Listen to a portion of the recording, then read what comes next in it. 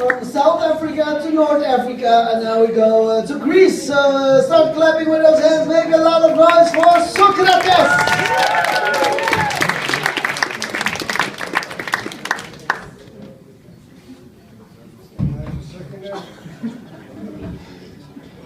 Everybody, how y'all doing tonight? Yeah, how's the comedy show going so far? 3 stars. My name is Socrates. I am an American. Yeah, thanks. Appreciate that. Really supportive. Appreciate that. Really.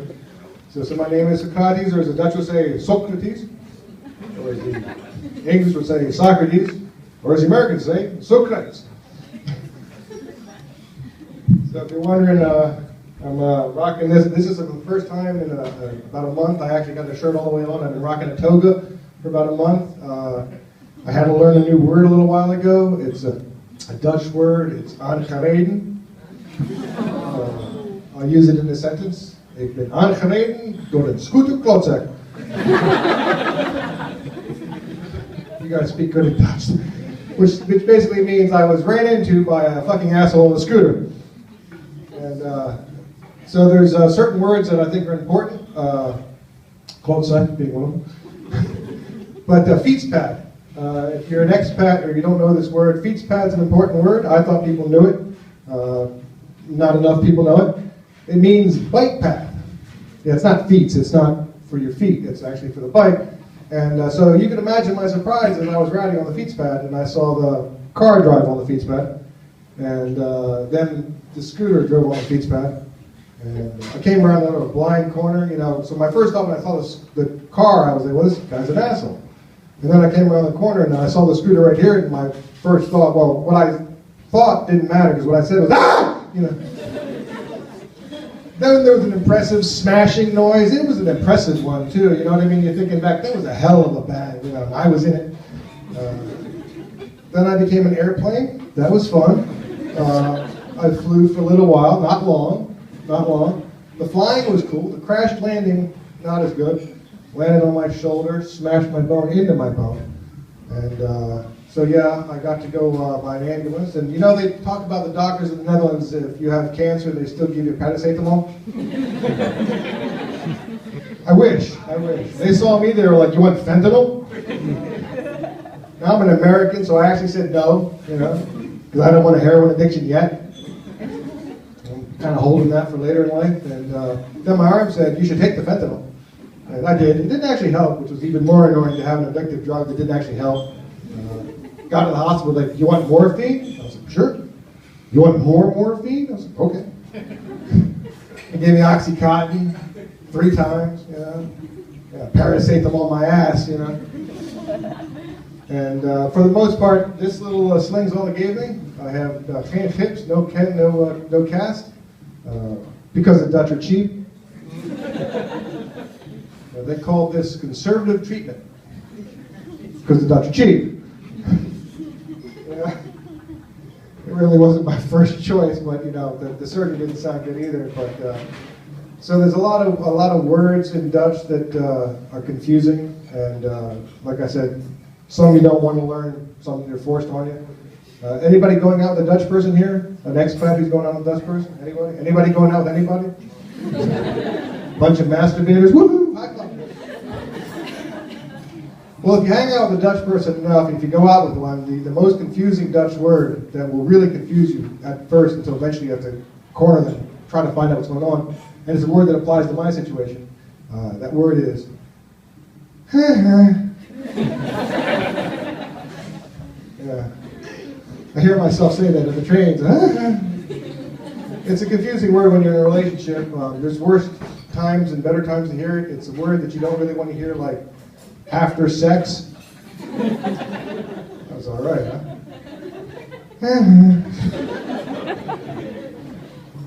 Did I miss something? What happened? I mean, it's probably worse if you hear it before sex. Want to go do this thing? And the most annoying thing that Dutch people say, especially in the therapy world, which is completely useless and it makes no sense, is they think it's helpful, but it's not. It's a term, it comes good. It comes good. They say it, but it's soft, it comes good. It's not even a sentence. You know, you don't even speak good or well. I don't.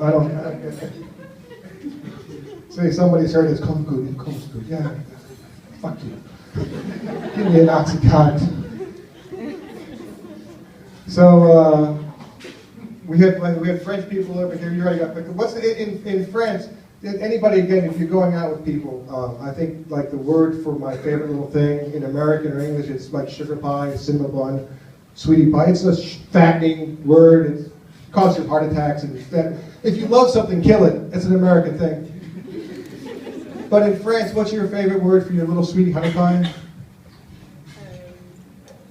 Chérie. Say it again. Chérie. Chérie. The chérie is a nice word. It sounds nice. Yeah. Of course, you know the Dutch word, right? Schatje. Schatje. Every sound was available. They went with schatje. I don't get that. You know what I mean? Of course, the Dutch love a good everything's better with a chach. See, I think the word oudje is a nicer word. It means little tiny onion. But oudje, who's my oudje? Do you oudje? I think it's a nicer sounding word, you know.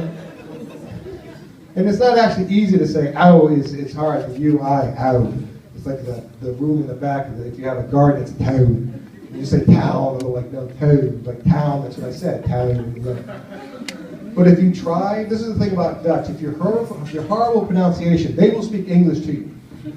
But if you get close-ish, they will desperately try to help. Because the idea of somebody else speaking Dutch is fantastic, you know. And so if you try to get the ow thing, you know, they'll try to help you. They'll be like, ow, ow. You push an egg out of your mouth, ow, ow. And if you do it right, you get 6, 7 Dutch people all helping, trying desperately to help you, ow, ow, ow. It's like your own little school of Dutch fish. And then, of course, itself is gezellig. Which is, again, the greatest word in Dutch. It means a wonderful, warm evening. But we have to do it together. You can't have a gezellig evening alone. I don't think anybody said, how was last night? I masturbated. It was gezellig.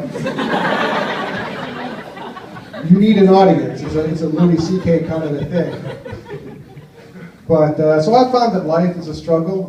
I don't know if you've noticed the economy went to shit, and people want money to buy stuff, and I found that difficult because I do this for beer, and now I'm not even drinking the beer, so it's even worse. But I found a shortcut, sort of a little loophole in capitalism.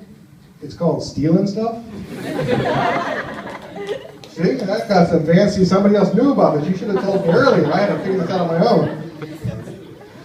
But I started easy, you know what I mean? I didn't want to start with a really difficult thing because, you know, I'm not really doing that well, and, you know, I'm a little scared of the law. But so I've been stealing those walking sticks that the blind people use. It's pretty easy to do. They never see it coming, you know? And they're not going to come chasing after me, you know? Not without the stick, you know? And if they go to the police, well, they got nothing, you know? Without an eyewitness report, come on. They got nothing at all. Of course, the problem is there's not a lot of people like looking for those sticks, so they're kind of hard to sell. Hey, 2 claps, you know it's a winner there. Keep that one going, you know what I'm saying? But I was in Greece a little while ago, got to see my family. It was the first time in forever, and I thought they would be more proud of my learning my little bit of Dutch, etc., and not at all supportive. You know, at one point, my cousin asked for something, and I handed it to her, and she said, thank you, and without thinking, I said, graag gedaan, which is not something you should say to a Greek person, because they don't know how you said. She was worried maybe I had a stroke or something, you know. That's how my father died. I don't know.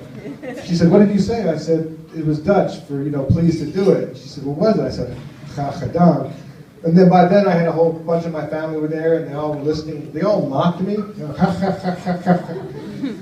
That's not good. It's not good. And in Greece, sitting around the Greek table with my family, first of all, everything sounds like an argument, even the stuff I understand. But Greek is in the front of the lips, you know, Popendopoulos and etc. And of course, Dutch is in the back of the throat with the chachs and the chach. And English, or at least American English, is none of that stuff. You know, you can break your jaw, have it wired together, and for the most part, it really does not affect your ability to communicate. You know what I mean? There's no need to open up and enunciate. Just go ahead and do it like that. It works fine. But the whole politics thing in the world, I don't know if you've noticed the collapse of Western society. Yeah, you didn't notice? Good thing, good job. Facebook bubbles.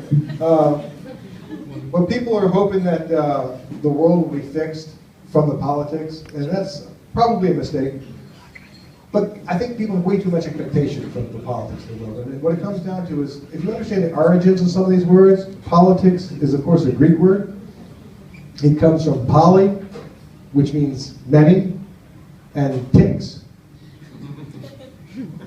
a blood-sucking parasite that spreads diseases. Politics. And in the end, it's kind of given democracy itself a bad name, because democracy was a great concept. Also comes from the Greek word, demo, to try out, and krisi, which is Greek for wine. This is what the people wanted. They wanted to try some wine. They wanted to have a good time. They wanted a party, which is why all the political organizations are all called parties. Nobody parties like a Green Party.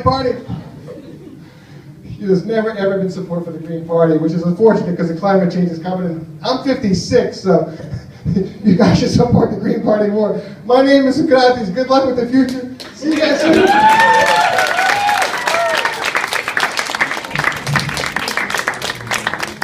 Socrates, ladies and gentlemen. Give him another round of applause.